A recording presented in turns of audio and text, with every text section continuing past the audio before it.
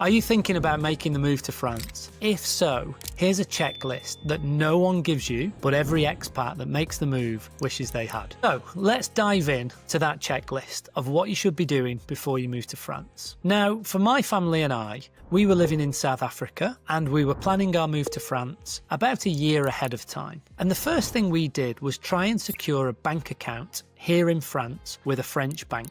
That's a very useful bit of planning because if you've got a French bank account with a French IBAN number, you're able to move money into that account and you're able to pay for things. Now, it's not always easy, and the route we went down was with a big international bank, HSBC, who had a branch in France at the time. So we were clients of HSBC, and as we were planning our move to France, we'd asked if we could open an account here in France, which they did. We moved some money into the account, and when we came on holiday to France before the move, we were able to use those cards in the supermarket and at other shops and restaurants. It's more and more difficult if you're not resident in France to get a bank account, but there are certain banks in Europe that will open accounts for you.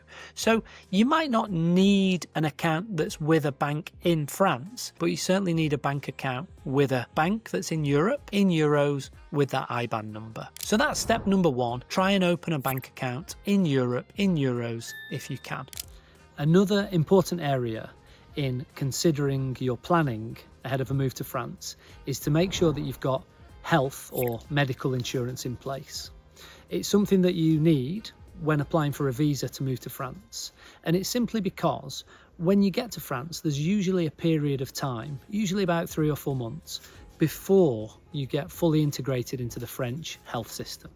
And for the process of applying and for those first few months of living in France, you need to have some form of insurance in place, just in case you go to hospital or something happens and your medical bills and expenses are fully covered.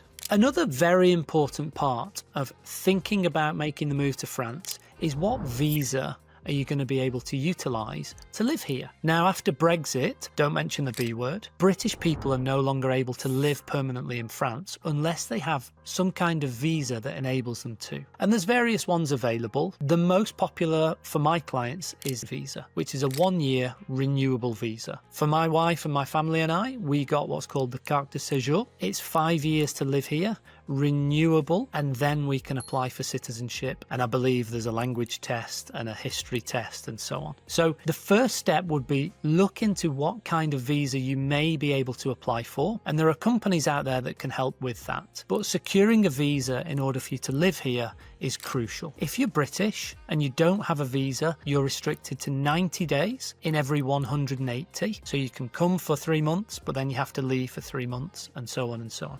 If you want to be in France a bit more permanently, you need some kind of visa. So for our journey, once we'd managed to secure our visa and we'd sorted out our bank accounts, the next step for us was accommodation. Where were we going to live? Whereabouts in the country? What kind of property? And we started by renting an Airbnb. Now, the French market is tricky for rental properties. There's not that many, and they tend to be mostly city centre. We wanted to live out in the countryside. So we broadened our search a little bit in terms of area, and we started looking at some other websites, including Airbnb. And we managed to find a rental property for 10 weeks, which we managed to extend a little bit whilst we were looking to buy our property. The biggest bit of advice I would give is try and find rental properties that can give you 6 months or a year to get you into a certain area so you can have a look around and decide if you like that area. And if you don't, move on to somewhere else. France is a big, beautiful country. There's lots of different areas, so diverse. The coastlines, the mountains, the forests, inland, the Med, the Atlantic, and so on. There's lots of areas that people want to live. If it's not for you, you've only secured yourself for a few months. You can pick up and move on to the next place. But I think having a base is crucial, and finding that base is tricky sometimes. Airbnb is a good option.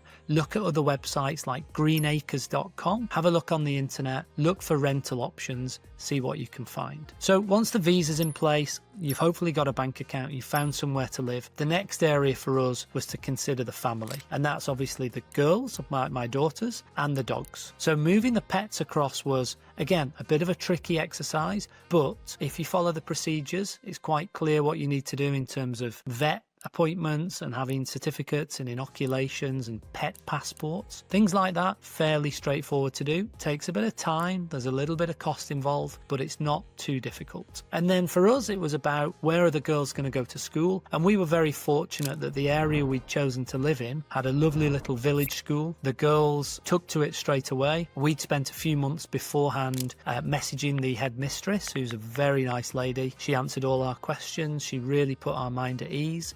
And I think having that structure in place for them they're going to start on the Monday, they go through to Wednesday afternoons off, then they go back in Thursday afternoons off. It was a gentle, soft approach, but securing that school was brilliant, crucial, and a big step in our move to France. I'm often asked, how far in advance should I plan my move to France? And I would say it depends on your situation and circumstances. If you're a retired couple with kids that have grown up and flown the nest and no pets, I would say give yourself 6 months. The visa, the bank account, health insurance, where you're going to live, 6 months should give you enough time. If you've got a bit more of a complicated situation, kids, pets, etc., I would say think a bit longer term. 9 to 12 months should give you enough time to plan everything. For us, we put a date in mind and we were working towards that date. And the 12 months leading up to it, we started doing bit by bit. So which bits are going to take the longest? The visa, the bank account. Sort those out first before you move, and then think about shorter term things. You can't really secure a rental property 12 months in advance, but a couple of months before you move, that's perhaps a more realistic time frame.